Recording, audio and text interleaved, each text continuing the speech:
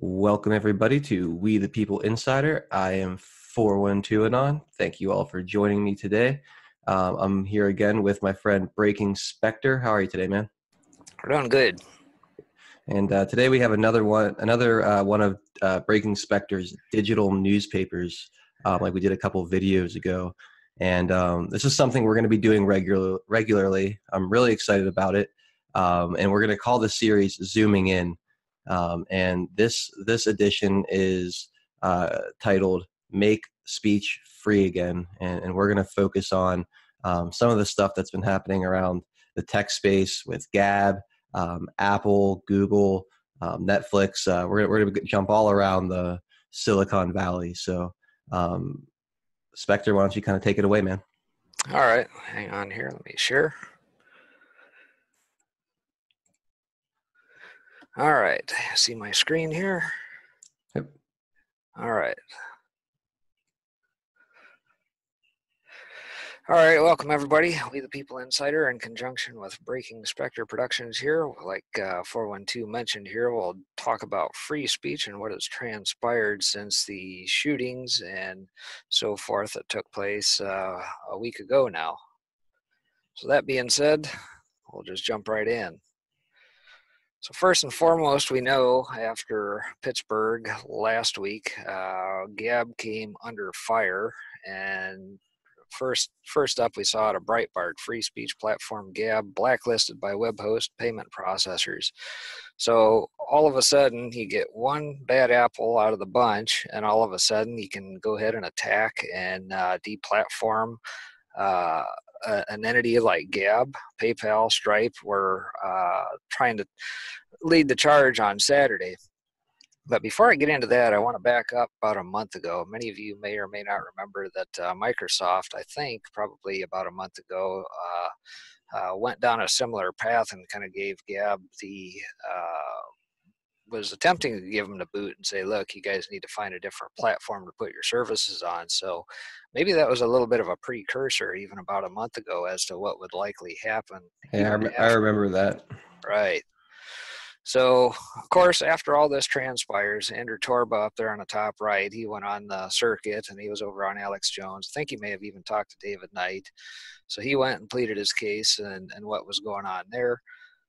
Later on in the week, we had a pretty good article, Tom Longo, the attack on Gab proves speech was never free. And he does have a very good point in that regard. If a lot of these platforms, like GoDaddy and a lot of these folks, and that can be bought off to the highest bidder and force people out of business or what have you. So you have to really look at it and say, do we really have free speech on these platforms or not? And we probably have to contend no at this point based on what we're seeing. No, absolutely not. I mean, it's far from free speech. Right. So many different censorship tactics being used against conservatives right now. It's kind of absurd. Yep, absolutely. And it's, the corporations behind this, like I said, they plead to the highest bidder. The boardrooms and that's these execs sit in, and the various things that they intermingle with in the web that sits above a lot of these things. They're all talking, all interconnected, and the dollars flow from the Atlantic Council and all these other entities into to push a narrative and form an agenda. So keep that in mind. Now, Anti-Media also came through with a pretty good article. Whitney Webb, I think she's out of Mint Press News, says in the wake of the synagogue shooting, their social media purge continued. Now, mind you, flashback a few weeks ago when we saw Facebook scrub about 800 or so sites. I think Free Thought Project, the Anti-Media, was another one that was scrubbed off there just because they don't like the narrative that they were pushing. And I don't know how many millions of followers were pushed off those networks at that time, but this is just further continuation of that. Yeah, we're starting to see this across all of the major social media platforms. They're starting to really crack down on anyone that's going against the progressive narrative right now. Absolutely.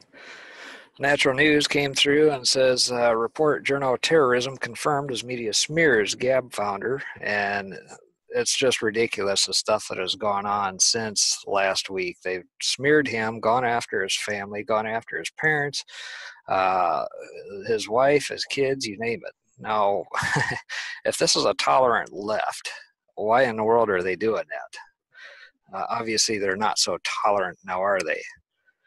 Steve Watson came through. I think he's from InfoWars. Gab banned by GoDaddy, Shopify, Medium, and he did plead the case that Attorney General plans investigation. So we'll see here shortly in Torba's letter that they did indeed send quite a bit of data to Sessions area.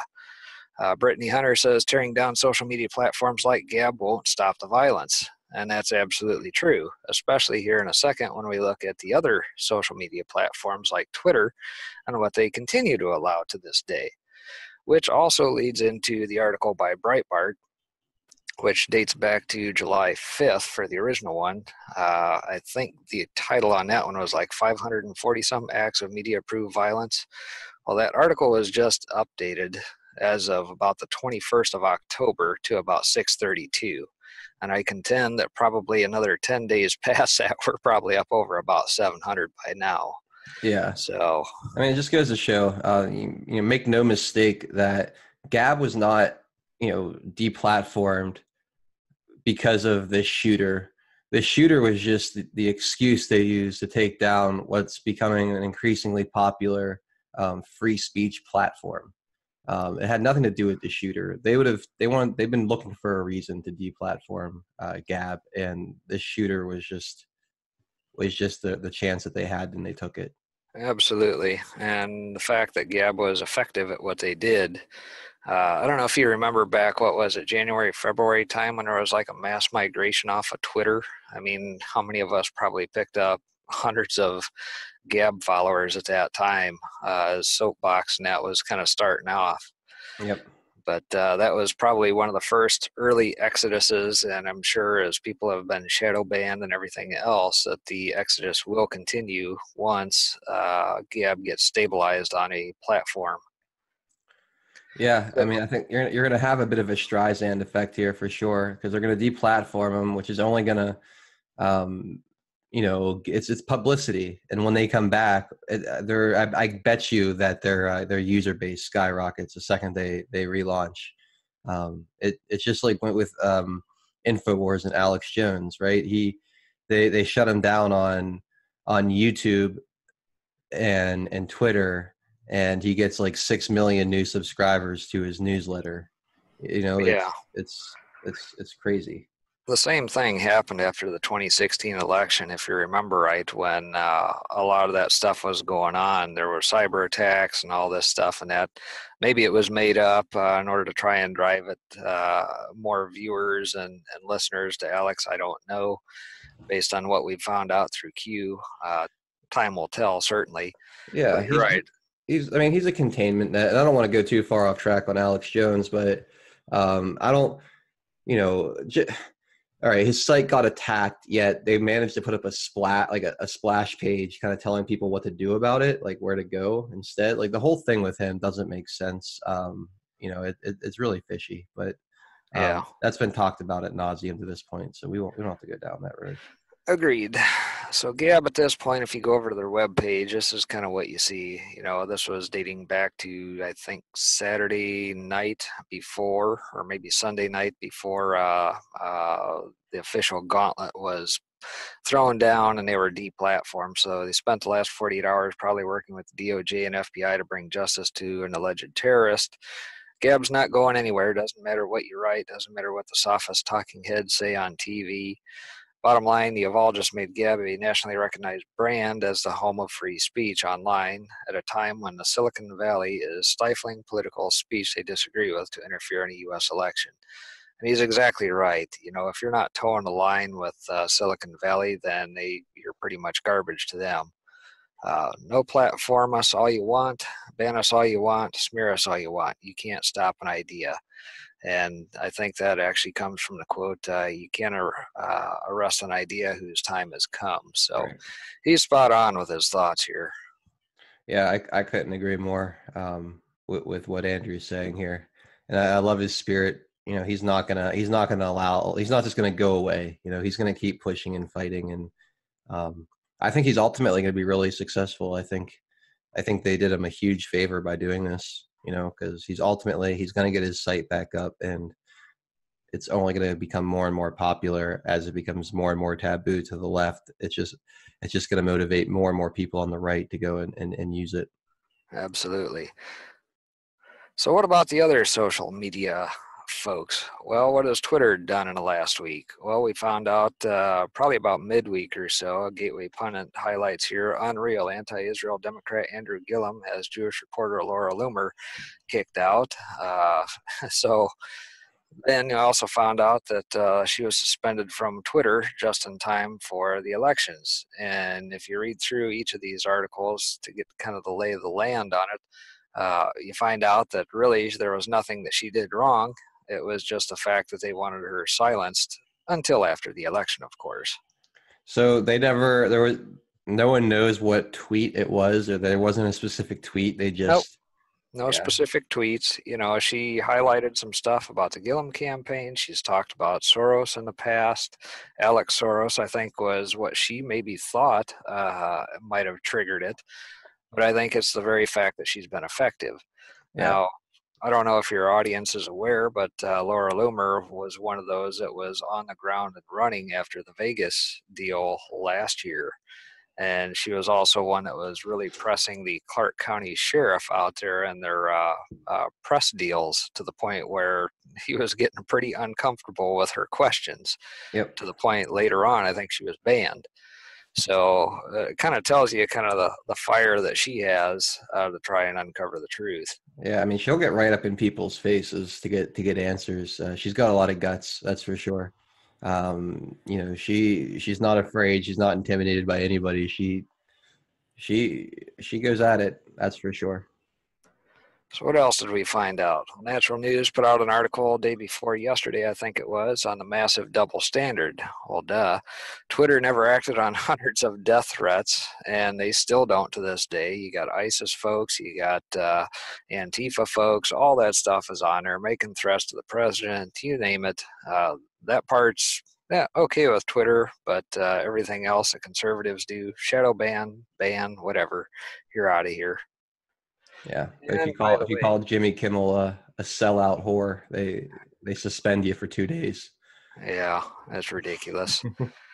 And my Russia, oh, it's not just happening here, folks. Keep in mind that this censorship, everything is worldwide, especially in Europe as well.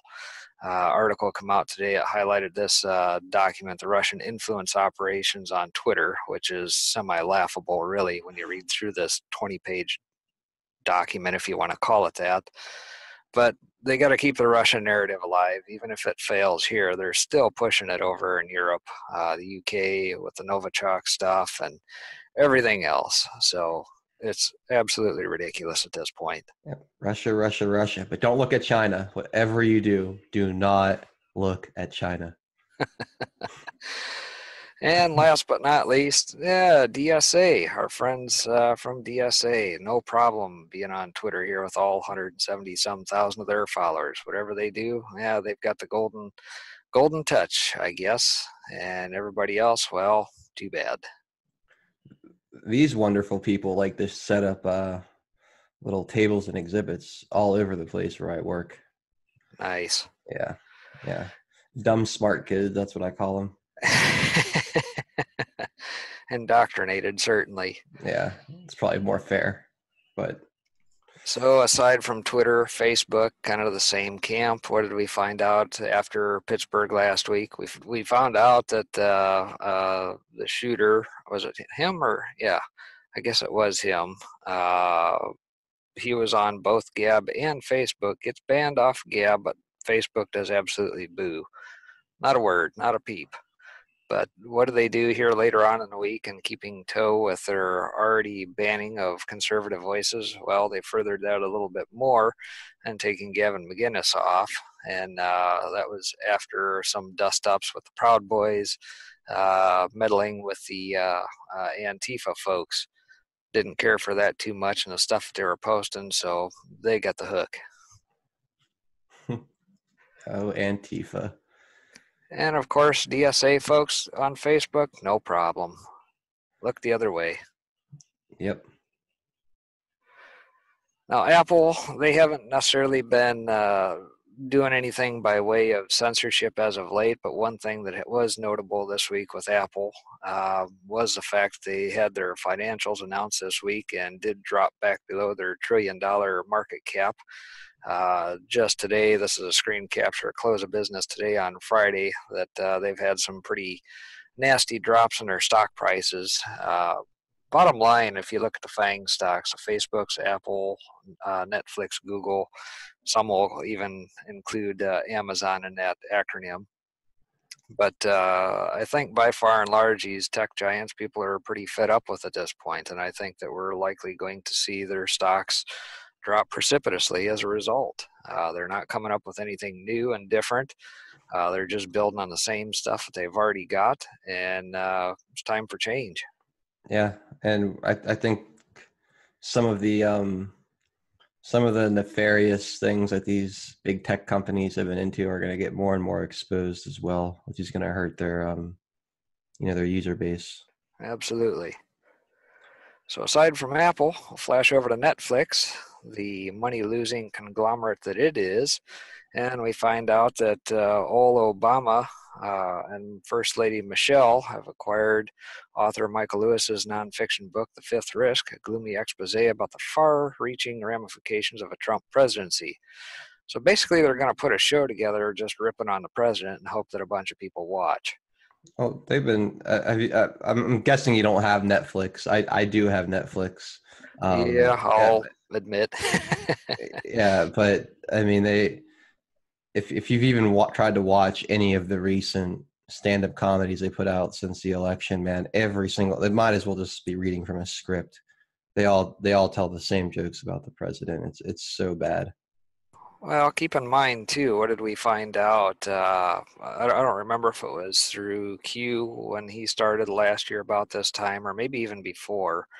But a lot of these TV shows, a lot of the movies, net, how many of those actually the scripts get run through the CIA Hmm. uh, before it finally goes to set? I think there's a number like north of 60, 70% of them do. I So believe is, it. so is it any wonder? Nope. I mean, it's so centralized. People don't realize how centralized our entertainment really is. Yeah, if you want to call it that. Yeah, right. I use the word lightly or loosely, I should say. Yeah. Why did Nero fiddle? Bread and circuses, bread and circuses. Keep the people distracted. And off to Google, more along the lines of censorship. Paul Joseph Watson came through and talking about Candace Owens and Ye or Kanye, whichever you prefer to call them these days. Their website ranks #1 on every other major search engine but Google. And basically, it has to do with their algorithms, much the same way that the algorithms worked for burying Trump back in 2016 and hiding any negativity about their uh, Queen Bee HRC, uh, any search engine where you tried to find any negative information on her certainly wasn't toward the top on Google. Yeah, and remember Eric Schmidt held I can't remember what the position was exactly, but he held a position in the Hillary Clinton campaign. So, Mm-hmm. this isn't. We're not just saying this stuff for our health. I mean, there's definite connections there, and it was seen. You couldn't if you typed in Hillary Clinton CR on every search engine besides Google, the next word would be criminal, but not on Google. They buried all that negative stuff. Body count, you name it, Hmm. take your pick. Yeah. So aside from all that, what are some things that are going on to right the ship? As bad as it may sound, there are things going on behind the scenes. And about a month ago, there was an article out of Zero Hedge, Father of the World Wide Web launches platform which aims to radically decentralize the internet. I would encourage you to take a read on that at your leisure, folks, if you get the opportunity. And the very same guy is highlighted here again just within the last day or so. Inventor of the web, Facebook and Google may need to be broken up. So I think he's absolutely right. These guys have gotten way too big for their britches at the end of the day. They've got way too much power. At the end of the day, the lines are blurred between the corporations and the government, which in and of itself is corporate fascism. Yep. So stay tuned on that. And then just a little bit ago, just before the airing of this episode, this article came through about the post-Pittsburgh Gab crackdown proves need for alternative internet architecture. So at the end of the day, what it boils down to is this, is that an entirely separate internet architecture needs to be created for pay services, hosting platforms, social media services, all of it, that are not bound by the whims of the free market, which, as we have seen so far, learned is not so free after all. In fact, it's absolutely tyrannical, and they're absolutely right in that. So to that end, my thought is this, that I'd like to posit with the audience, is once these elections are passed, what are some things that we can do? Well, my opinion is, and we've talked about the Internet Bill of Rights before, I think there needs to be a push to continue to get that legislation put through to protect ourselves as well, and then also to do exactly as what this says, to break these monopolies up. These guys have gotten way too big for what they need to be. Yeah, I would agree. I've been campaigning for the Internet Bill of Rights pretty much since the since the concept came about. It's very much needed. It is not a level or open or free internet. If you have a conservative voice on any of these platforms, you're shadow banned, you're suspended, you're sometimes just upright deleted. We've seen YouTube accounts, with hundreds of thousands of subscribers, in perfectly good standing. One day they go to sleep and they wake up and their account is 3 strikes and it's out for videos that they had uploaded in some cases years ago. That's essentially taking away some people's livelihood. Yep. And it's completely unfair, and something needs to be done, and I really look forward to after the midterms to see how quickly we can fix some of these problems. Right. And you're absolutely right. It's the shadowy terms of service, the end user license agreements, the EULAs, as they're better known as. All those things come to play here. And at the end of the day, as much as I hate to say it, for a platform to be free, how do these outfits make money? Well, they make their money off the data that you provide into them. So you, in effect, are the product to them. Yep. I want to go back to YouTube one more time, and just to make it clear, how this works. They'll give you a strike on a video, or they'll suspend your account over a video. It could be an hour-long video. They don't give you a timestamp. They don't tell you what you said.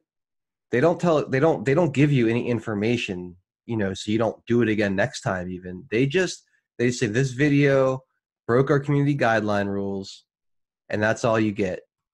So it's completely ambiguous. Yep.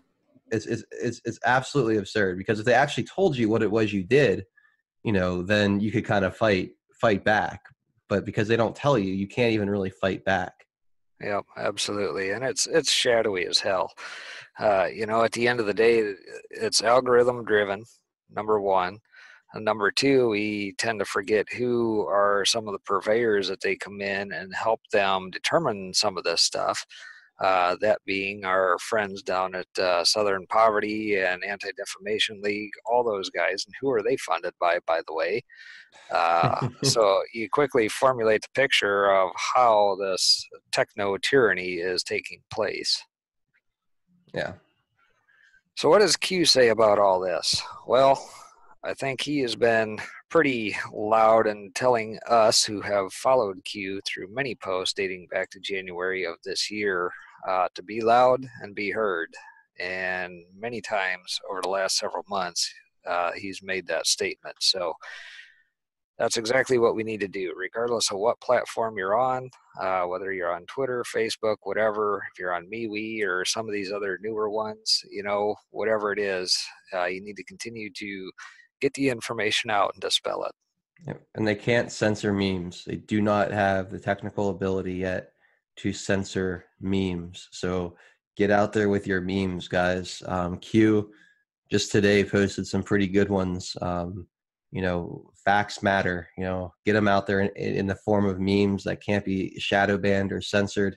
They're extremely powerful. And like Q said, there's a reason Q's been encouraging us to go to war with the memes. So I'd encourage everyone out there watching this to really get on that. Yep, absolutely. So last but not least, at the end of the day, from a scriptural standpoint, they may think that they're going to knock us down and knock us out. Well, it's just not going to happen. Don't rejoice against me, my enemy. When I fall, I will arise. When I sit in darkness, Yahweh will be a light to me. So stay on your feet. If you get knocked down, don't worry about it. Dust off, get back up, and get back in the fight. Yeah, I love it. So that's all I had for prepared material for today. I thought it was very fitting that Q came back on 23 days of hiatus, pointing back to the 23rd post and November 1st, 2017, with the very first time that he notified us that he was a Q clearance patriot.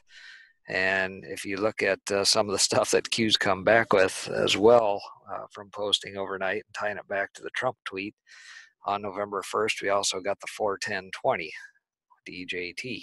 So yep. Timing is perfect. It really is. Yeah. I love the way Q kind of fits everything together into a puzzle. It's fascinating. It's absolutely fascinating. Glad to have him back. Yes. Keep on posting, Q. So, like I said, that's all I've got for today. Stay tuned with us. And 412, you got anything else to add? No, just if you enjoyed this format and you want to see some more of this stuff, hit the like button. Just make sure you subscribe to the channel. Share the link around, and we'll be back in a few days with another presentation here. Sounds good. Thanks, everybody.